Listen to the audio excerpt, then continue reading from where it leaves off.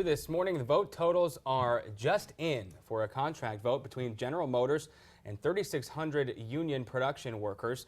The 24-hour window for the UAW workers in 1112 to vote that closed at 5 o'clock this morning. 27 First News reporter Derek Lewis is live at the Union Hall with the union's president to talk about what this agreement could mean for workers and the Valley.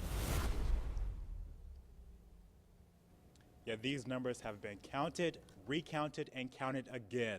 And I was able to exclusively get these numbers, and we have them here for you this morning that you will see only on WKBN.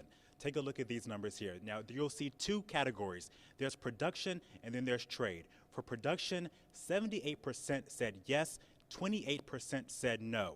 And then you have the trade side. You have 45% said yes, and 55% said no. Now back out here live, I am joined now with Glenn Johnson, the president of this union. Glenn, the majority of the people said no for the trade union, 55%. What does this mean now? Well, what it actually means is that we will talk with our trades members to find out what their feelings were, but ultimately, at some point in time, we'll have a ratified agreement. There's rules in our Constitution and in our bylaws that are very specific on how our elections are run, and we will meet with our trades members and find out what their issues are and move forward from there. You're going to meet with them again. Although it did pass on the production side, but did not pass on the trade side, will there be another vote? No, there will not be another vote.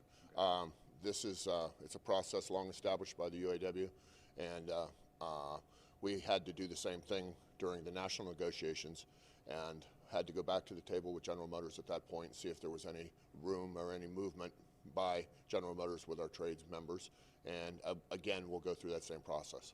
Now this new agreement, it impacts thousands of workers. Did this come as a surprise to you? No, it never comes as a surprise because we're a democratic union, and our members have the right to vote and they have the right to express their own interests, and are really proud of our bargaining team and the hard work they did and their dedication to getting us a good agreement. And obviously by the turnout and also the passage rate by our production workers, they were very pleased with it, and I'm sure we'll find out what our issues with our trades members are. So it is official that this agreement is going to go into place immediately? No, it will not go into effect until after we've had an opportunity to meet with our trades members, see if there's anything that can be resolved with their issues, and then at some point it will be ratified. Talk to me about this leading up to this day, leading up to this process. What was the feedback like when you were having discussions with the members about the agreement?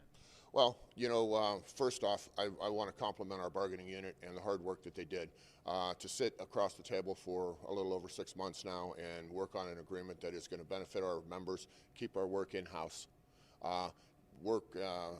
give us the flexibility to move around the facility as we like to.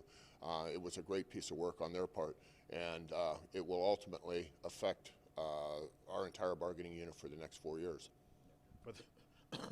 For the next 4 years, so that means that you all will have to do this again 4 years from now.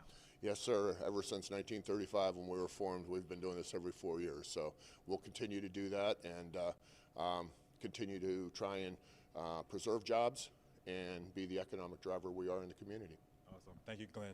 All right, so there you have it. Those are the numbers here, and they're going to be talking to the trade side to figure out what was it that they need, that they were not happy about for the most part, and then move forward from there. Live in Warren, I'm Derek Lewis, WKBN 27 First News.